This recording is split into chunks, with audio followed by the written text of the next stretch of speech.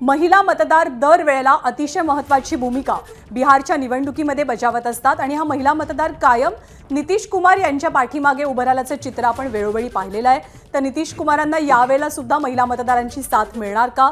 युवा मतदार सुद्धा तितकाच महत्त्वाचा आहे। बिहारमध्ये आपल्याला कल्पना आहे की जातीची गणितं किंवा जातीच्या भावना या प्रचंड तीव्र असतात। जसं महाराष्ट्रामध्ये आपण लोकसभा विधानसभेला ओबीसी मराठा हा संघर्ष पाहिलेला होता, तशीच जातीची गणितं आपल्याला बिहारमध्ये सुद्धा पाहायला मिळतात। यादव मतदार हा खूप स्ट्रॉंग वोटर तिथला मानला जातो। त्या दृष्टिकोनातून सुद्धा या मतदानाच्या आकड्यांमध्ये किंवा जे कल समोर येतात त्याच्यामध्ये निकालामध्ये आपल्याला कसं प्रतिबिंब उमटलेलं पाहायला मिळतं हे पाहणं तितकंच रंजक असेल। आणि बिहारवरती अर्थातच केंद्राची गणितं सुद्धा अवलंबून असल्यामुळे सर्व देशाच्या नजरा बिहारच्या निकालाकडे लागल्यात। खरं आहे। आणि त्याच्यामुळे आता जर आपण बघितलं 243 पैकी 99 म्हणजे जवळपास आता 100 कल जे आहेत ते समोर येताना दिसत आहेत, आलेले आहेत 100 कल समोर आलेले आहेत। 62-32 अशी सध्याची स्थिती आहे। 30चा गॅप आहे आता आणि ज्याच्यामध्ये 31 भाजप, जेडीयू 25, आरजेडी 29, इतर जे आहेत ते 6 आणि इकडे 2 आणि काँग्रेस अजूनही एकाच जागी नाही। आपण मगाशी जसं म्हणतोय की सहकारी पक्षांची साथ इकडे जर बघितलं तर दोन्ही पक्षांनी समसमान जागा घेतल्या होत्या एनडीए मध्ये आणि त्यांची वाटचालही आता समसमान चालू आहे। पण इकडे आरजेडी 29 आणि काँग्रेस मात्र अजून सिंगल डिजिट अवघ्या एका जागेवर आघाडीवर असल्याचं कळतंय।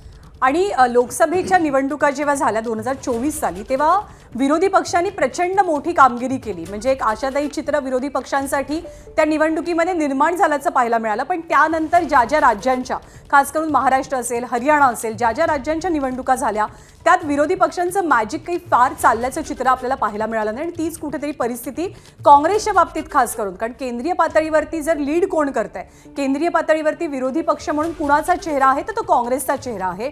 तर तीच काँग्रेस त्या लोकसभेच्या एक प्रकारे एकजुटीचं प्रतिबिंब आहे, इंडिया आघाडीचं प्रतिबिंब आहे, महागठबंधनचं प्रतिबिंब आहे। ते कुठेतरी उमटताना दिसत नाहीये आता बिहारमध्ये, असं सध्याचं चित्र आहे काँग्रेसच्या बाबतीत। कारण केवळ एका जागेवरती काँग्रेस आपली आघाडी टिकवून आहे, पण आरजेडीनं 30 जागांवरती आघाडी मिळवलेली आहे, भाजप 31, जेडीयू 25।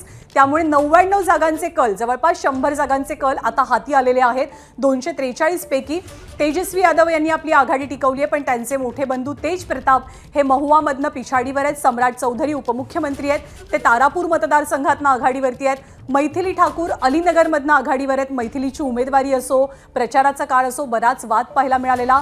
महाराष्ट्राच्या दृष्टीनं आणखी एक इंटरेस्टिंग नाव म्हणजे शिवदीप लांडे यांचं नाव, कारण ते महाराष्ट्राचे जावई आहेत। त्यामुळे शिवदीप लांडे कशी कमाल करतात राजकीय मैदानात हे पाहणं सुद्धा तितकंच उत्सुकतेचं असेल। अश्विन, खरं आहे। आणि आता 105चे कल आपल्याकडे समोर येत आहेत। एनडीए 64, महागठबंधन 35, म्हणजे जवळपास दुप्पट, 35-70 जरा आपण असा स्ट्रेट हिशोब केला तर सध्याच्या घडीला जवळपास आता दुपटीची आघाडी जी आहे त्यामुळे तेवढा गॅप आपल्याला बघायला मिळतोय।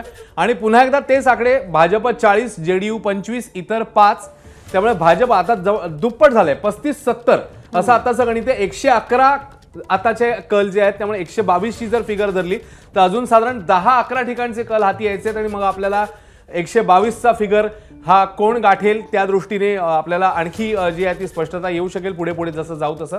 पण आता 8-29 जवळपास, म्हणजे आता कुठल्याही क्षणी ईव्हीएमची जी मतमोजणी आहे त्याचे कल आपल्याला यायला लागतील आणि मग चित्र जे आहे ते आणखी झपाट्याने कदाचित आपल्याला समोर येऊ शकेल। मात्र सध्याची जी आकडेवारी आहे त्यानुसार भाजप 40, जेडीयू 25, इतर 5, आरजेडी 33, काँग्रेस 2 आणि महागठबंधनचे जे इतर पक्ष आहेत ते मात्र अजूनही शून्यावर आहेत। त्यामुळे 70-35 अशी आताची जी आहे ती आकडेवारी आहे। आणि अश्विनी, निवडणुकीमध्ये एक गोष्ट सुद्धा लक्षात घ्यायला लागेल, म्हणजे देश पातळीवरची अर्थात ती, तो मुद्दा आपण प्रेक्षकांना सांगूया।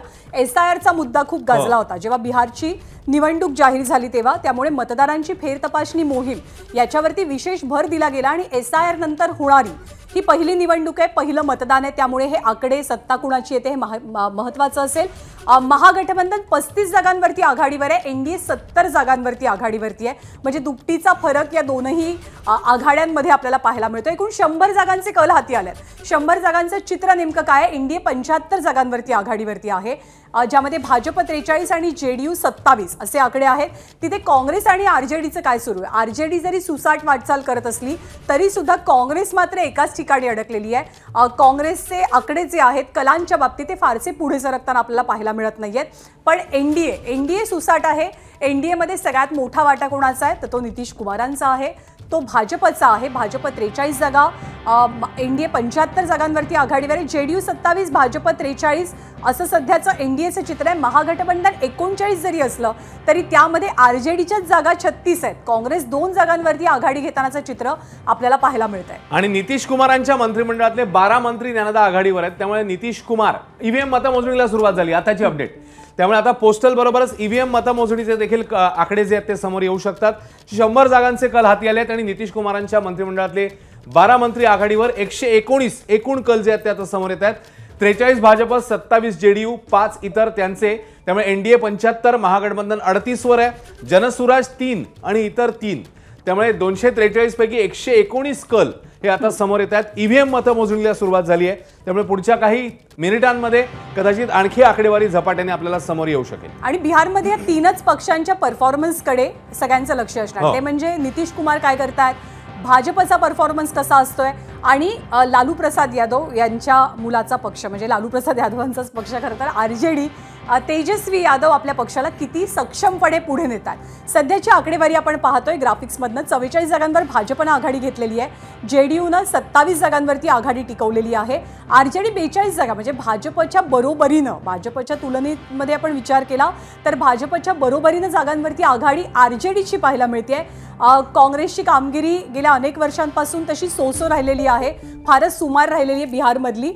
त्यामुळे काँग्रेस 2च जागांवरती आघाडी घेतानाचं चित्र आपल्याला पाहायला मिळते. महुआमधनं तेज प्रताप यादव हे पिछाडीवरती आहेत. तारापूरमधनं उपमुख्यमंत्र्यांनी आपली आघाडी टिकवून ठेवलेली आहे. मैथिली ठाकूर सुद्धा अलीनगरमधनं आघाडीवर आहे.